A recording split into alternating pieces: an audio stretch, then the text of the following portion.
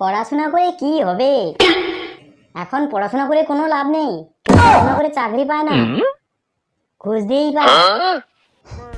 তুমি জানো না, আমার বাবা বলেছে পড়াশোনা করে যেই জন গাড়ি ঘোড়া চড়ে সেই জন।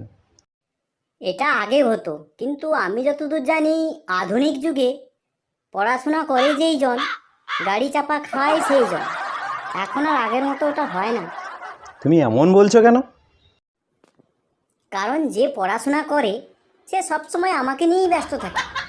বাইরের দুনিয়া ঠিকঠাক মতো চিনতেও জানে না, দেখতেও পায় না। তাই বলছিলাম। তাই নাকি? আর বলবে না, আমি গাড়ি ঘোড়া চড়তে যাই না, মানুষের মতো মানুষ হতে চাই। ঠিক আছে, তাহলে পড়াশোনা করো, আমি আর কিছুই বলবো না, আর কোনোদিন উংলিও করবো না। আরে আপনারা যারা ভিডিওটা দেখছেন, দেখে চলে গেলেই হবে? লাইক, শেয়ার, সাবস্ক্রাইব এটা কে করে যাবে?